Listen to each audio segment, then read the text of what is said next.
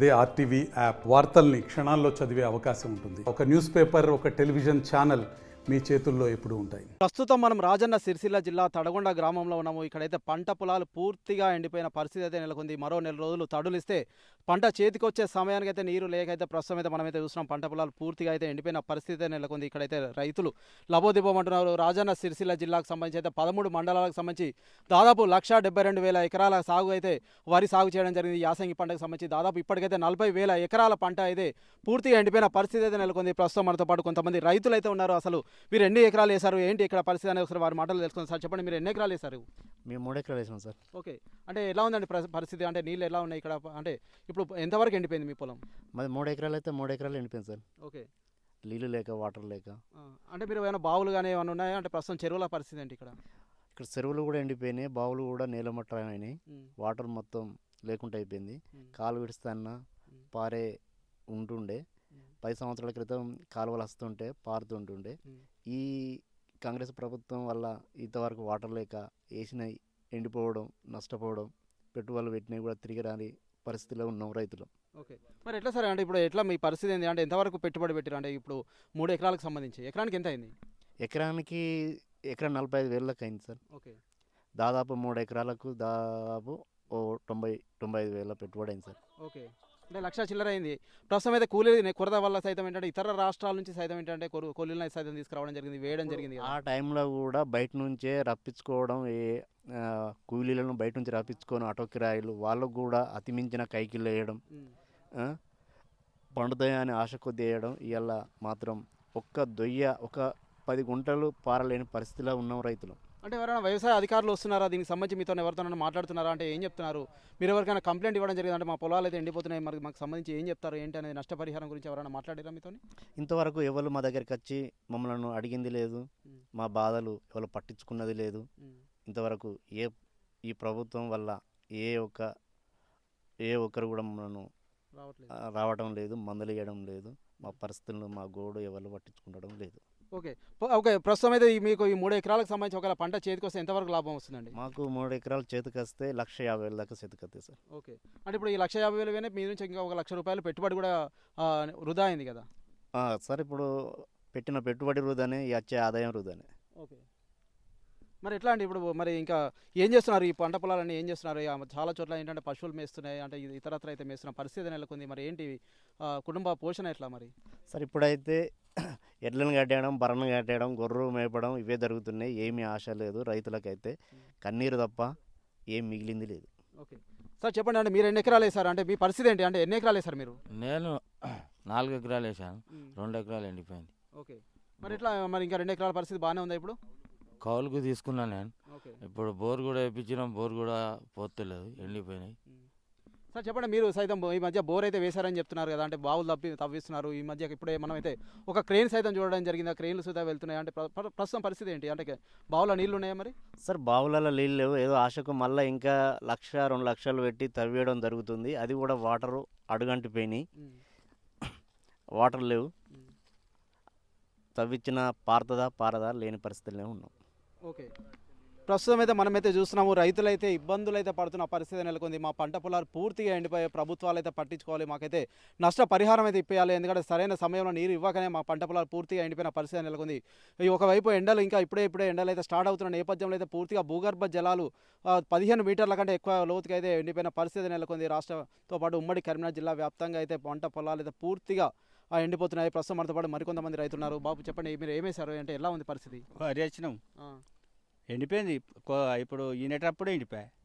మరి ఎట్లా? ఇప్పుడు ఈనేటప్పుడు నీళ్ళు అయితే ఎక్కువ తీసుకుంటుంది కదా ఇంకా. మరి ఇప్పుడు ప్రస్తుతం అయితే నీళ్ళు అయితే లేవు అని చెప్తున్నారు, మరి ఏంటి పరిస్థితి?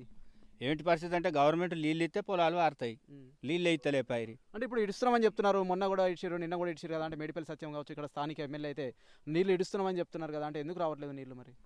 కుంటల వాడే వరకే నీళ్ళు బంద్ చేసిరి, ఎక్కడి నుంచి వస్తాయి నీళ్ళు? రావు కదా. ఇంతలోకి వచ్చే వరకు నీళ్ళు బంద్ చేసారు కదా. మరి ఎందుకు బంద్ చేస్తారు? మీరు ఎవరైనా అధికారుల దృష్టికి తీసుకురా? మా పొలాలు ఎండిపోతున్నాయని వ్యవసాయ అధికారులు ఎవరైనా వస్తారు ఇక్కడికి? ఎవరు వస్తలేరు. గెలిచారు అంటే కలాస్, అంతే, ఎవరింటి కాలు వేరు. ఇక మేమే ఉన్నాం పొలాల పంటి. మరి ఎట్లా అయితే ఎట్లా? మరి మీ కుటుంబ పోషణ ఎట్లా? మీ ఆర్థిక పరిస్థితి ఎట్లా? ఇక గవర్నమెంటే చూడాలి ఈ ఎండిపోయిన పరిస్థితి. మరి ఈ లాసు ఇదంతా గవర్నమెంటే చూడాలి. ఎన్ని ఎకరాలు వేసారు మీరు? మేము 3 ఎకరాలు వేసిన. ఓకే, అంటే ప్రస్తుతం అంటే గతంతో చూస్తే ఇప్పుడు ఎట్లా ఉంది అంటే గతంలో ఎట్లా ఉండేది? గతంలో నీళ్ళు వచ్చినాయి, ఉమ్, ఇప్పుడు కాంగ్రెస్ వచ్చినాక నీళ్ళు వస్తారు. ఉమ్.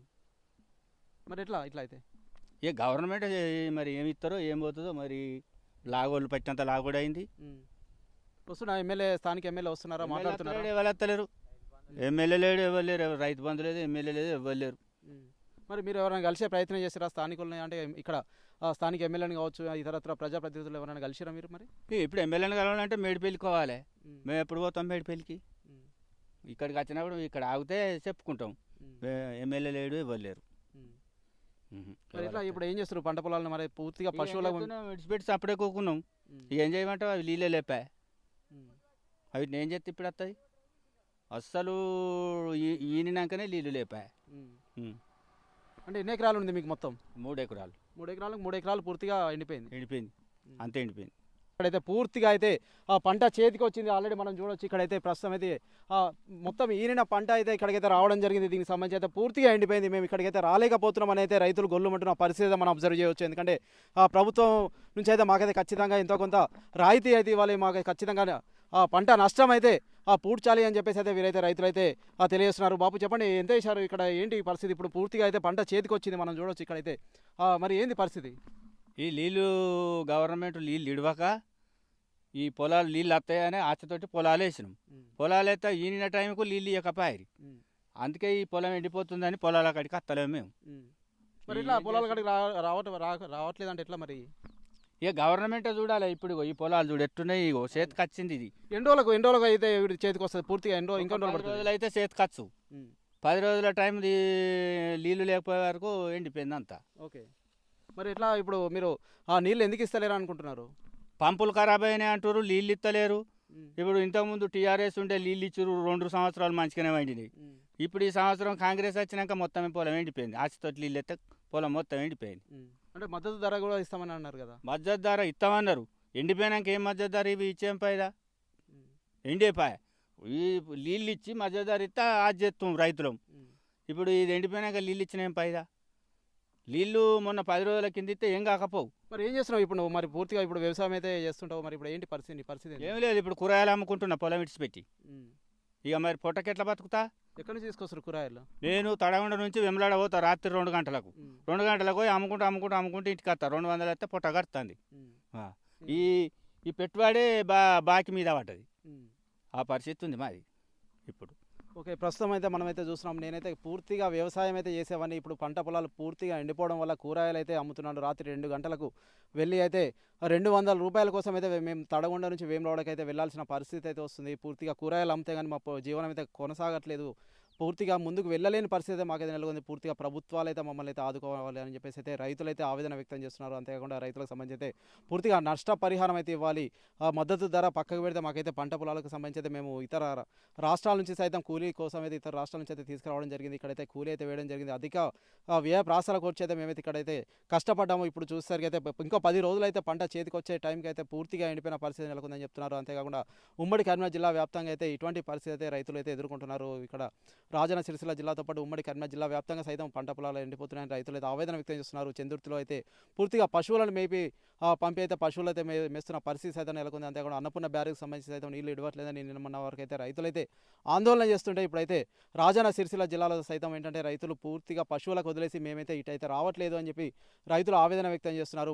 నీరు ఇస్తామని చెప్తున్నారు ఒకప్పటికి, కానీ పూర్తిగా నీరు రాకముందే బంద్ చేయడం వల్ల పంట పొలాలు అయితే పూర్తిగా ఎండిపోతున్నాయి. మోటార్లు అయితే చెడిపోయినాయని చెప్పేసి అయితే నీరు అయితే ఇవ్వట్లేదు పూర్తిగా అని, మా వరకైతే రావట్లేదని చెప్పేసి అయితే రైతులు ఆవేదన వ్యక్తం చేస్తున్న పరిస్థితి ఉంది. ఇప్పటికైనా ఎమ్మెల్యే గారు కావచ్చు, ఇతరత్ర అయితే మమ్మల్ని అయితే ఆదుకోవాలి, ప్రభుత్వాలు అయితే మమ్మల్ని పంట నష్ట పరిహారం అయితే ఇవ్వాలని అయితే రైతులు వేడుకుంటున్న పరిస్థితి అయితే మనం చూడొచ్చు. Over to studio. మరిన్ని వీడియోస్ కోసం ఛానల్ ని సబ్స్క్రైబ్ చేయండి. లేటెస్ట్ అప్డేట్స్ కోసం వాట్సాప్ ఛానల్ ని ఫాలో చేయండి. అండ్ లింక్ డిస్క్రిప్షన్ లో ఉంది.